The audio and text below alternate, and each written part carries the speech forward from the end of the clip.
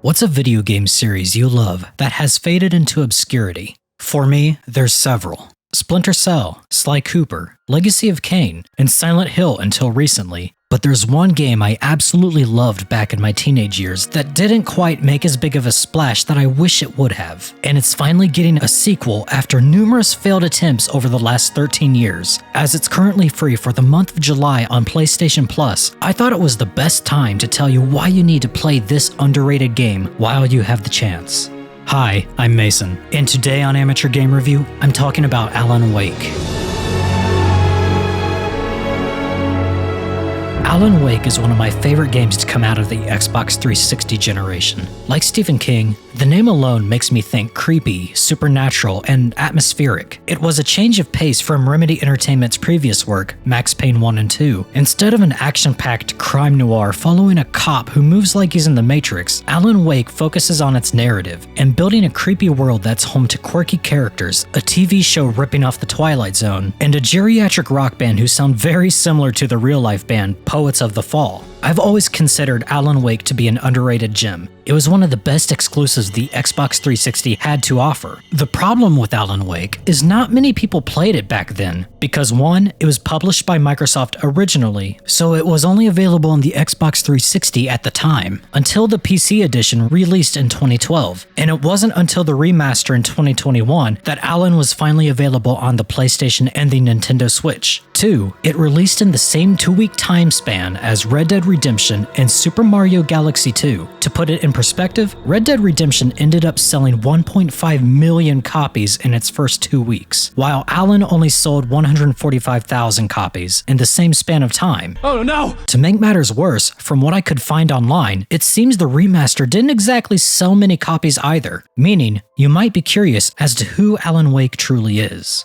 Who are you? I'm Barry Wheeler, his agent. Oh no! Alan Wake is a writer, a best-selling author who's struggled with writer's block for the past 2 years. He and his wife Alice traveled to the rural town of Bright Falls, Washington, hoping to get away from it all. A seemingly normal vacation in the middle of nowhere, Bright Falls appears to be your standard rural American small town. It's home to some down-to-earth people who gather at the local Oh Dear Diner to socialize and drink their coffee in the morning before work, and for some reason has its own mental institution. Other than that, it's your standard small town. The night before arriving in Bright Falls, Alan suffers from a nightmare where he crashes his car and is on the run from shadowy figures wanting to kill him. Alan is guided by a blinding light who supplies him with a flashlight and a gun to kill the specters, and letting him know to stay in the light. The nightmare basically teaches you the game's mechanics, while giving you a taste of what's to come in Alan's life.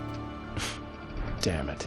After arriving in Bright Falls, Alan and his wife drive to the Oh Dear Diner to retrieve their cabin key from the owner, Carl Stuckey. Alan's wish for privacy is denied as the locals immediately recognize the famous author. Keep it here. Well, okay. Good for you. Right. So much for a quiet vacation.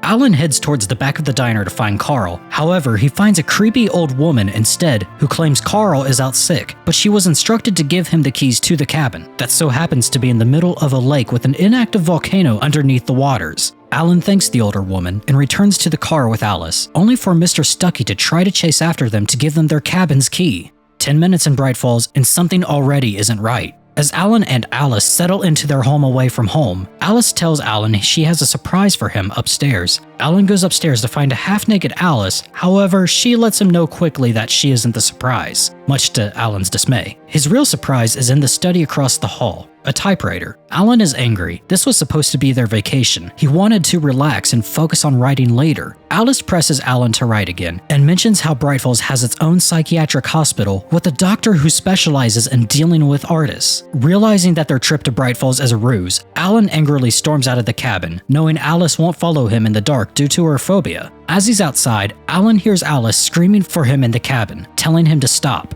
He runs back into the cabin to save her, only to find half the cabin has collapsed into the lake. Alan dives in to save his wife, only to wake up in a wrecked car with a concussion and no memory of how he ended up where he is. He makes his way to a lit-up gas station to find some help. However, Alan is pursued by Carl Stuckey, seemingly possessed like the hitchhiker in his dream earlier before. As Alan makes his way through the forest and fighting off the possessed, he encounters a man in a diving suit who glows with bright ethereal lights. The diving man leaves behind a trail of papers containing a manuscript for a story called Departure, authored by Alan Wake. Alan has no memory of ever writing this story, but he recognized the title because he wanted to use it for a future book. What's even stranger about Departure is that the story is coming true, detailing the events that have and will happen to Alan during his stay in Bright Falls. Departure calls the possessed townsfolk the Taken, and they're being controlled by an unknown dark force that is weakened by the light. Alan kills the Taken Carl Stuckey and reaches the gas station where he calls the sheriff's office. He later meets Sheriff Sarah Breaker, telling her about the cabin falling into the river with his wife inside. However, she doesn't believe Alan because the Cauldron Lake cabin fell back in the 1970s due to an earthquake.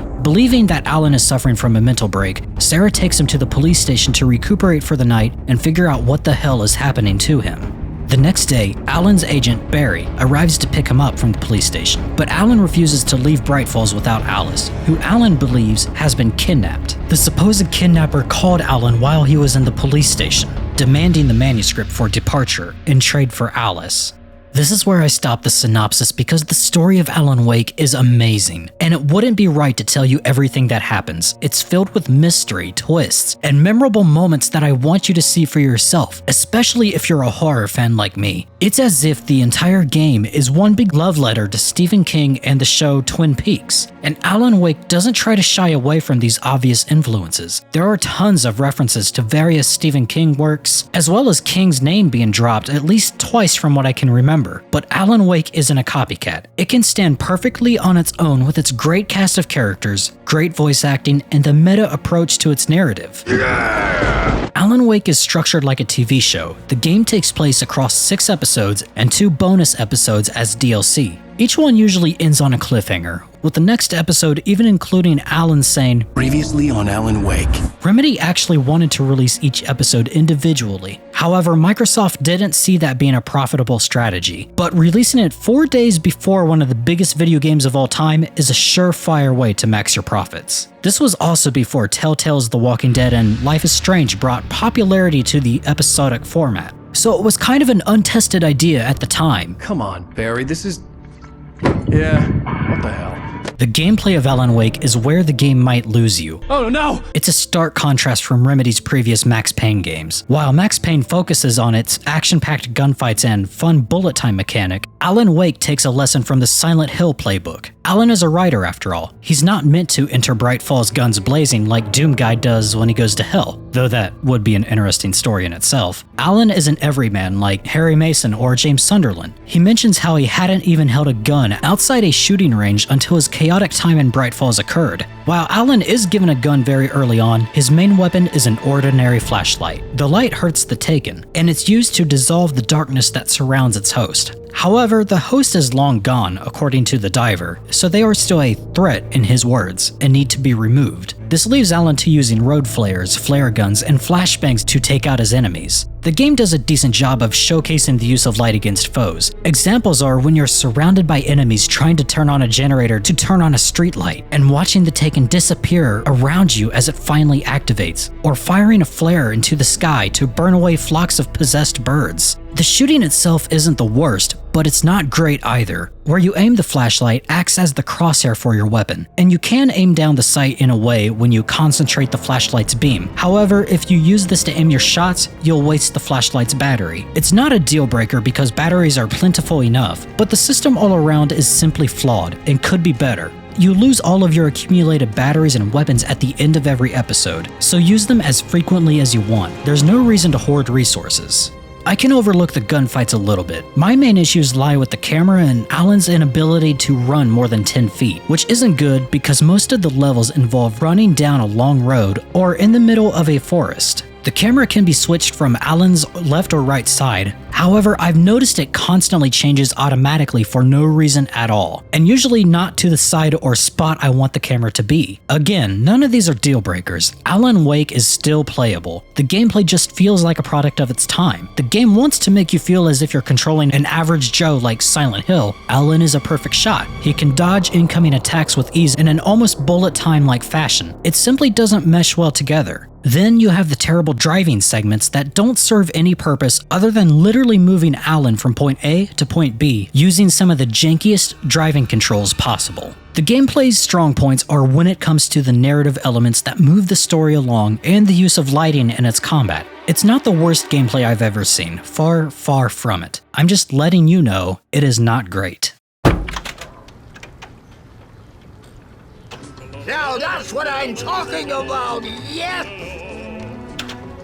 The thrilling tale of Alan Wake is f***ing fantastic, and with that alone the game is worth the playthrough despite some clunky gameplay mechanics. Whenever I thought about putting the game down, something would pull me back under Cauldron Lake. Whether it's the atmosphere, the story itself, or my own love for creepy things in general, Alan Wake is a classic game in its own right. If you're a fan of Twin Peaks, horror in general, or if you have played Remedy's more recent titles like Quantum Break or Control, and are looking for more of this weird, shared universe they've created, or if you're just wanting a game with an extraordinary story, Alan Wake is the game for you. I hate that it's taken 13 years to get a true sequel, but I cannot wait to play Alan Wake 2. And if the writing is as good as it is in the first Alan Wake, it'll be worth the wait for me. It looks like the sequel is leaning hard into the survival horror genre, taking some notes from the recent Resident Evil remakes, which I absolutely love, and it gives me hope that the gameplay will be refined and just overall better. My only real concern is that Alan Wake 2's release month of October 2023 is already stacked with other major releases surrounding the long-awaited sequel. All I can do is hope history doesn't repeat itself and leaves Alan Wake back in the darkness for a second time.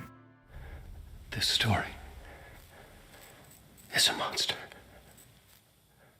And monsters wear many faces.